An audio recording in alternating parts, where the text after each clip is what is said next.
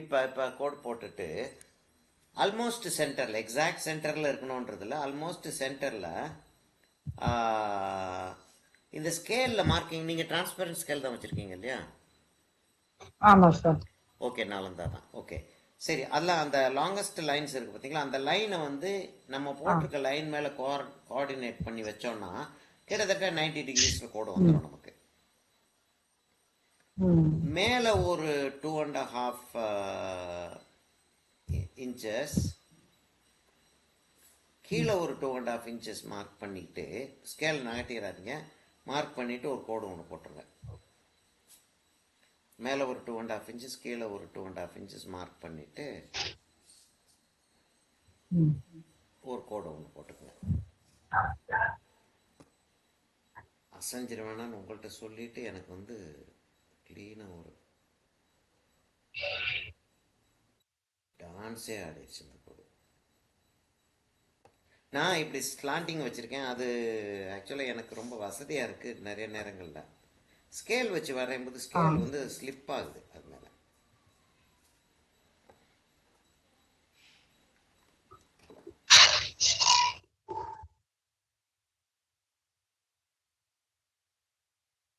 Okay சரிங்களா? இப்போ நம்ம என்ன செய்யறோம், அப்படி ஒரு சென்ட் கொடுத்துட்டா உடனே வேனிஷிங் பாயிண்டோட கனெக்ட் பண்ணுவோம் இல்லையா? நான் இந்த கடைசிக்கும் இந்த கடைசிக்கும் அந்த கடைசிக்கும் வைக்கிறேன். ஆக்சுவலாக அந்த மார்க்கிங் இருக்கிறதுக்கும் வெளியில் போக வச்சுட்டேன். வச்சுட்டு கனெக்ட் பண்ணிடுவோம் இல்லையா? முதல்ல இதை கனெக்ட் பண்ணிடுவோம். இந்த லைன் வந்து நம்ம இது வந்து கைட் லைன்னு சொல்லி சொல்லுவோம் இல்லைங்களா? இந்த லைன்ஸை வந்து கைட் லைன்ஸ்ன்றோம். கைட் லைன்ஸை வந்து நல்லா லைட்டாக வரைஞ்சிக்கங்க, உங்களுக்கு கண்ணுக்கு மாத்திரம் தெரிஞ்சால் போதும். இப்போ நான் வரைஞ்சிருக்கிறது உங்களுக்கு தெரியறதுக்கு சான்ஸ் இல்லை, லேசாக தெரியுது, அவ்வளோ தெரிஞ்சால் போதும். ஏன்னா டார்க்காக வரைஞ்சோன்னா நமக்கு வந்து மெயின் டிராயிங்க்கும் கைட்லைன்ஸுக்கும் வித்தியாசம் தெரியாமல் போயிடும். அதனால லேசாக அப்படின்னு வரைஞ்சிக்கோங்க. அதே மாதிரி இந்த சைடும் கனெக்ட் பண்ணிடுவோம்.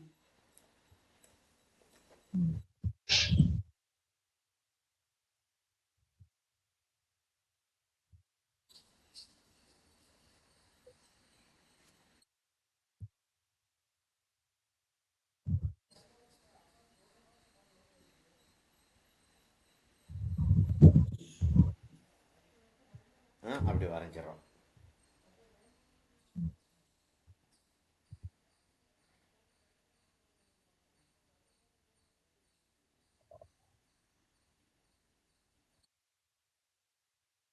அப்போ இதுக்கு பேரலாக ஒரு லைன் வரையணும்னா ஸ்கேலில் கோடுகள் இருக்குது பார்த்தீங்களா?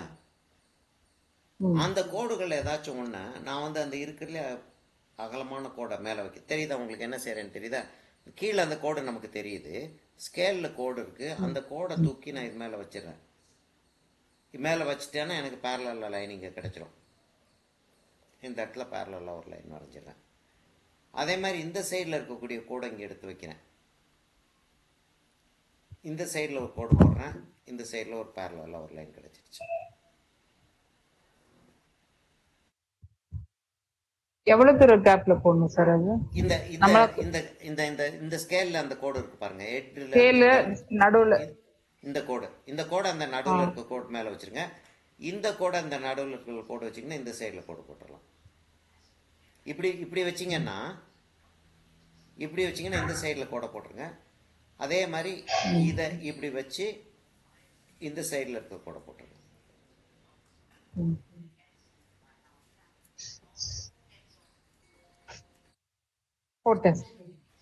சரி, இப்போ நம்ம என்ன செய்ய போறோம்? இப்போ என்ன ஆயிடுச்சு, ஒரு 4 பக்கம் இருக்க ஒரு கால் மாதிரி, ஒரு ஸ்டூலோடைய கால் மாதிரி, ஒரு டேபிளோடைய கால் மாதிரி, ஒரு ஸ்கொயராக இருக்கக்கூடிய கிட்டத்தட்ட ஸ்கொயராக இருக்கக்கூடிய ஒரு தூண் மாதிரி ஆயிடுச்சு இல்லைங்களா?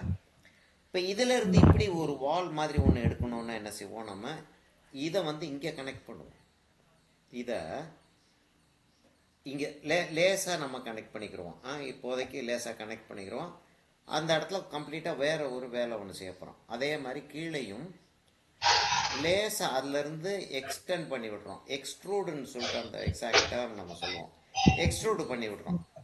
இங்கேருந்து இப்போ என்னாச்சு, இங்கே ஒரு தூண் இருக்கு, இது ரூமுடைய கார்னர்னு வச்சுக்கிடுவோம். சரிங்களா? இந்த சைடை மறந்துருங்க, இது ஒரு ரூமுடைய கார்னர்னா இந்த இடத்துல ஒரு தூண் இருக்கு, இந்த சைடில் ஒரு வால் ஒன்று வெளியில் வந்திருக்கு. ம். சரிங்களா? ம்.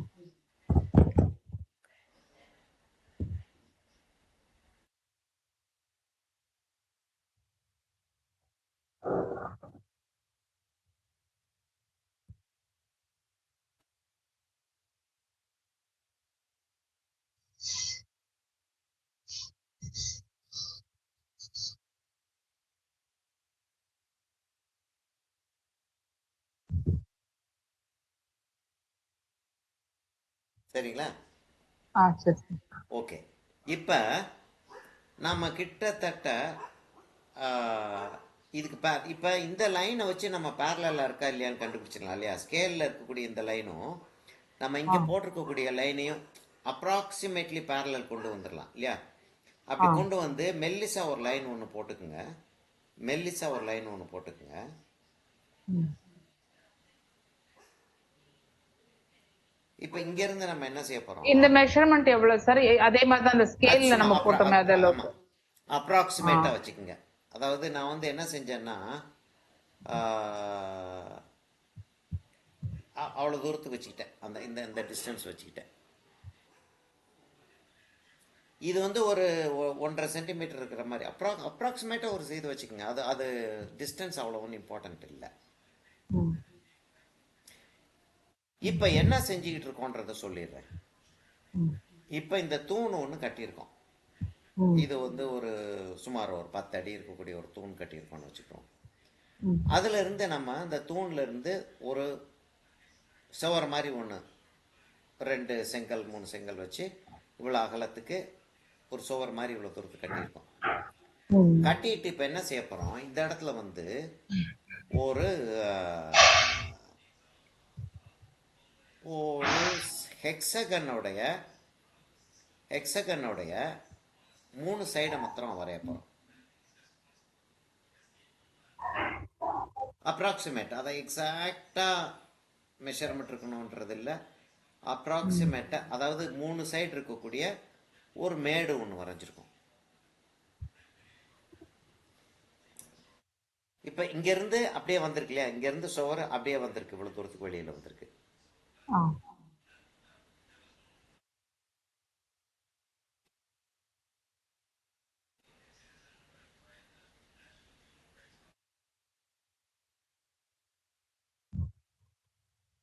போட்டேன்.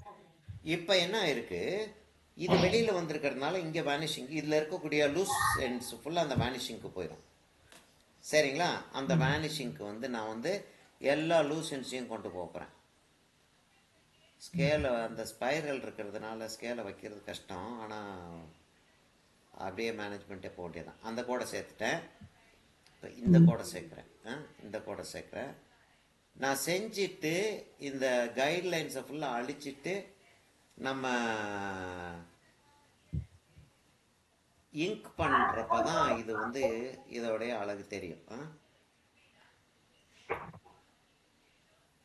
இது ரெக்கார்டிங்கில் இருக்குது. அதனால வந்து நீங்கள் இப்போதைக்கு நான் என்ன செஞ்சுக்கிட்டு இருக்கேன்னா, ரொம்ப யோசிக்காமல் நீங்கள் பாட்டுக்கு செஞ்சுக்கிட்டே வந்துடுங்க. ஆ சரி சரியா? சார். அதுக்கப்புறம் நீங்கள் வந்து ரெக்கார்டிங்கை பார்த்து என்ன செஞ்சேன்னு கண்டுபிடிச்சி இதுக்கு பேரலெல்லாம் இந்த இடத்துல ஒரு கோடு போடுறோம். அப்ராக்சிமேட்லி பேரலெல்லாம் இதுக்கு பேரலெல்லாம்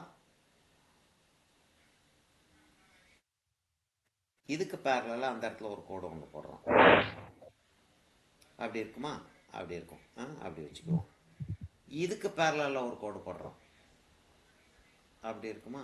இன்னும் கூட கொஞ்சம் ஷார்ப். ரைட். ஓகே. இப்போ வந்து அப்படி ஒரு பிளாக் வெளியில் வந்துருச்சுங்களா? ம். இப்போ நம்ம என்ன செய்வோம், இங்கேருந்து இது வரைக்கும் அந்த சுவரை எடுத்துட்டுனா உடனே அதை அழிச்சிடுறோம். ம்.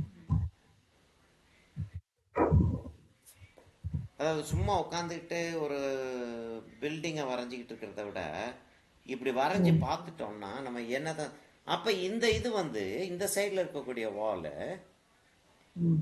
இந்த வேனிஷிங் பாயிண்ட்ல போய் ஜாயின் பண்ணோம். இப்போ இது உள்ளே போக போகுது. எப்படி ஜாயின் ஆகும்? இங்கே பாருங்க எப்படி ஜாயின் ஆகும்.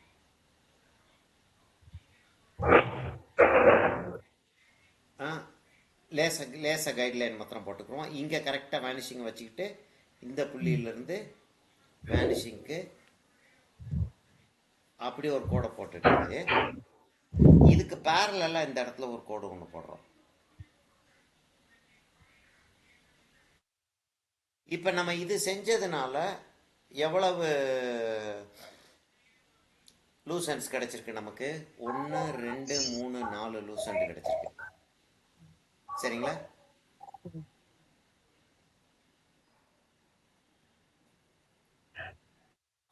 இந்த இது வந்து ஸ்கொயராவா சார் வருது? இல்லை, ஸ்கொயராக இருக்கலாம், ரெக்டாங்கிளாக இருக்கலாம். அதாவது இது கொஞ்சம் உள்ளே போயிடணும், அவ்வளோதான். சார் இதுல இருந்து தானே சார் நம்ம வேனிஷ் பாயிண்ட் எடுத்துட்டு வந்தோம். ஆமாம், இதுல இதில் இருந்தா சார் இங்கேருந்து இந்த வேனிஷிங்க்கு, இங்கேருந்து வேனிஷிங்க்கு கொண்டு போயிருக்கோம். இப்போ இங்க இருந்து இதுதான் சார் எனக்கு concept. இல்லை, இப்போ இந்த இடத்த அழிச்சோமா இருங்களேன். திரும்பியும் நான் வந்து அதை செஞ்சு காட்டுறேன். நீங்கள் பாருங்கள். இப்போ என்னன்னா இந்த கோடு வந்து ஃபுல்லாக இருந்துச்சு நமக்கு. இந்த கோடு ஸ்ட்ரைட்டாக ஃபுல்லாக இருந்துச்சு. ஆமா. நான் இங்கேருந்து இது வரைக்கும் அழிக்கிறேன்னு சொல்லிட்டு ஒரு புள்ளி எடுத்துக்கிட்டு இதை அழிச்சிட்டேன். இந்த கேப் அழிச்சிட்டேன். இப்போ அந்த இடத்துல இருந்து நான் செங்கல் எடுக்க போகிறேன். இப்போ செங்கலை எடுக்க போகிறேன்னா இப்போ என்னது இருங்களேன், இதையும் நான் வரைஞ்சிடுறேன். இங்கே பாருங்கள், இது வந்து அந்த வால் வந்து அப்படி போகுது. அது அங்கே இந்த வால் வந்து அங்கே போய் சேருது. இந்த சைடில் இருந்து வால் வந்து இங்கே போய் சேருது. இங்கேருந்து இந்த வால் வந்து அங்கே போய் சேருது. இப்போ இந்த வால் உங்களுக்கு விளங்கிருச்சு இல்லையா? இந்த வால் வந்து அப்படி போகுது. இப்போ இந்த மேடு விளங்கிருச்சு. இப்போ இதை வந்து இப்படி எடுத்துடுறோம்னு வச்சுக்கிறோம். இப்படி எடுத்துட்டோம்னா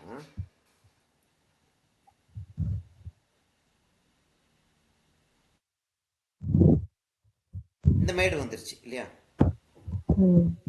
இந்த சுவத்துல இந்த மேடு வந்துருச்சு. சரிங்களா? இப்போ இதெல்லாம் மறந்துட்டோம்னா, இப்போ இது ஒரு தூணு. இது இந்த இடத்துல இவ்வளவு தூரத்துக்கு சுவர் கட்டியிருக்கோம். அதில் இப்படி ஒரு மேடு ஒன்று வச்சிருக்கோம். எதுக்காக வச்சிருக்கோம்னு அப்புறம் பேசிக்கிறோம். இப்போ இந்த இடத்துல வந்து சுவரை வந்து உள்ளே கொண்டு போக போகிறோம். உள்ளே கொண்டு போகிறதுக்கு என்ன செய்யறோம்? அந்த 2 புள்ளியை வச்சுட்டு இந்த ரெண்டையும், இந்த இதையும் வேனிஷிங்கையும் கனெக்ட் பண்ணுறோம். இந்த புள்ளியையும் வேனிஷிங்கையும் லூஸாக வரைஞ்சிக்கிங்க, எவ்வளோ பெருசுன்னு பார்த்துக்கிறோம். அதே மாதிரி கீழே இருக்கக்கூடிய புள்ளியையும் வேனிஷிங்கையும் கனெக்ட் பண்ணுறோம். இந்த வேனிஷிங்கையும் இந்த புள்ளியிலையும் கனெக்ட் பண்ணுறோம்.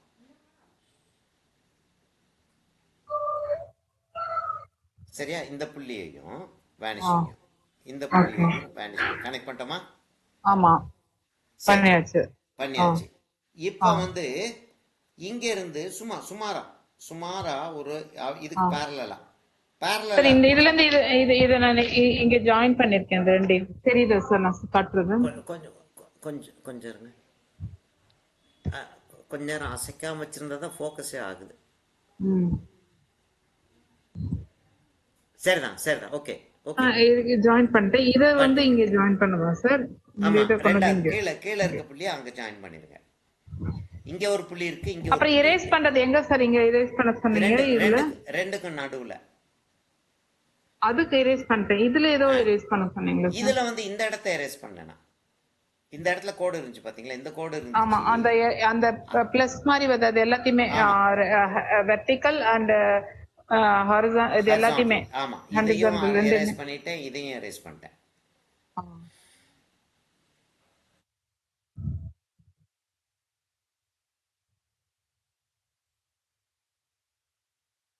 ஓகே சார், பண்ணிட்டேன் சார். பண்ணிட்டீங்களா? இப்ப இத கனெக்ட் பண்ணி எனக்கு இப்போ உங்களோடது கூட எனக்கு கிளியராவே இல்ல சார். ஒரு கலங்கலா தான் இருக்கு. ஆமா, இப்ப கையை எடுத்தேன்னா உங்களுக்கு ஓரளவுக்கு கிளியராவே இல்ல சார் எனக்கு. அதனால தான் இல்ல சார், கிளியராவே இல்ல. இருங்களேன், காட்டுறேன். இப்ப கிளியரா இருக்கா? இப்ப கிளியர். சரிதானா? இப்போ நான் இதை அப்படி வச்சுட்டு உங்களுக்கு எக்ஸ்பிளைன் பண்ணுறேன். இப்போ இங்கேருந்து அந்த கோடு வந்துச்சு பார்த்தீங்களா? இதுலேருந்தே ஒரு புள்ளி, இங்கே ஒரு புள்ளி வச்சுட்டு இதை வந்து இந்த வேனிஷிங்க்கு சேர்த்துட்டேன். இதை இந்த வேனிஷிங் சேர்த்துட்டேன். இதை அழிச்சிட்டேன். இப்போ இந்த அழிச்சேன் பார்த்தீங்களா? அந்த கோடை வந்து இங்கே கொண்டு போய் ஜாயின் பண்ணுறேன். இந்த இடத்துல வந்து ஜாயின் ஆகுது. ம் சரியா? இது வந்து அபாவ் ஐ லெவலில் இருக்கா? ம் இருக்கு இல்லையா? ம் இப்போ நான் வந்து என்ன செய்ய போகிறேன், இங்கே வச்சதுமே ஃபோக்கஸ் போயிடுதோ. ஆமா சார். இன்னும் கொஞ்சம் கிட்டக்க கொண்டு போகலாம். கொண்டு போனேன்னா உங்களுக்கு இந்த சைடு தெரியாது. இப்போ பரவாயில்லையா? இன்னும் கொஞ்சம் பரவாயில்லையா? இப்ப பரவாயில்ல சார். இப்போ பரவாயில்ல. ஓகே, சரி. 2 வேனிஷிங் பாயிண்ட்டுமே தெரியுது. ஆ இப்போ நான் என்ன சொல்கிறேன், இப்போ இந்த இடத்துல சுவர் கட்டியிருக்கோன்னு வச்சுக்கோங்க. ம் இது சுவராக இருந்தால் இந்த கோடு தெரியுமா? அந்த கோடு தெரியாது இல்லையா? இந்த சுவரோடைய அந்த கோடு தெரியாது இல்லையா? அந்த கோடை ம் அழிச்சிருவோம். ம் எது தேவையில்லையோ அழிச்சிடலாம். உங்களுக்கு வந்து ரெக்கார்டிங் இருக்குது, அதனால் இந்த கோடெல்லாம் இருந்தது உங்களுக்கு வந்து ரெக்கார்டிங்கில் கிடைச்சிடும். அதனால் நம்ம தைரியமாக அழிக்கலாம். சரியா? இல்லாட்டி ஒரு ஃபோட்டோவாக எடுத்துகிட்டு வந்து உங்களுக்கு மொத்தமாக அனுப்பி விடவா? தேவைப்படுமா? அப்படி கூட இது கொஞ்சம் கஷ்டமானது மாதிரி இருக்கிறதுனால அப்படி கூட சரி பண்ணலாம் சார். சரி, ஒரு சப்போஸ் நிமிஷம் எனக்கு இருங்க. நான் திரும்ப அழிச்ச கோடுகளை போட்டுறேன். அழிச்ச கோடுகளை போட்டுட்டு டக்குன்னு ஒரு ஃபோட்டோ எடுத்துக்கிட்டே வந்துட்டேன்னா, நான் வெளியில் இன்னொரு ஐபேடை வச்சு ஃபோட்டோ எடுத்துருவேன். அதனால் ஒன்றும் ப்ராப்ளம் இல்லை. சப்போஸ் ஏதாவது நான் தப்பு விட்டுருந்தா கூட எனக்கு அப்போ தெரியும். ஆமாம் ஆமாம் ஆமாம் ஆமாம். இந்த கோடு இருக்கா இல்லையா, இந்த ஸ்டேஜில் இந்த கோடு இருக்கான்னு பார்த்துடலாம். ஆமா.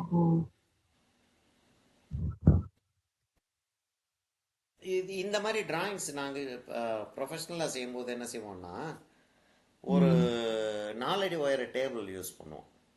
4 அடி 3 அடி உயர டேபிள் யூஸ் பண்ணி, பெரிய டேபிள் 8க்கு 4 டேபிள் யூஸ் பண்ணி, பின்னெல்லாம் பண்ணக்கூடிய டேபிள்.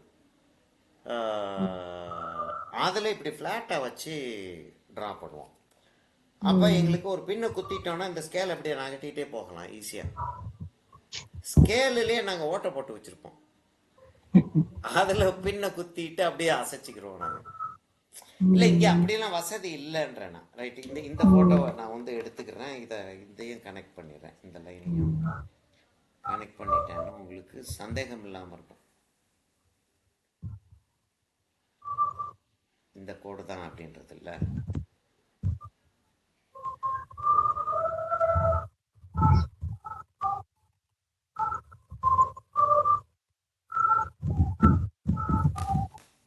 ஒரே ஒரு நிமிஷம்.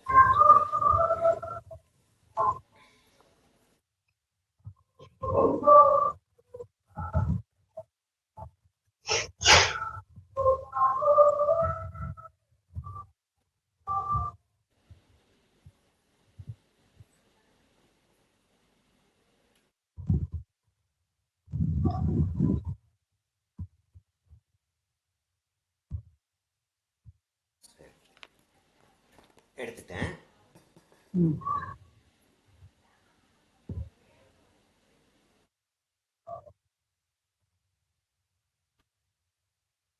இதை கொஞ்சம் ஆஃப் பண்ணிட்டு ரெக்கார்டிங்கை கொஞ்சம் மாற்றிடுறேன்.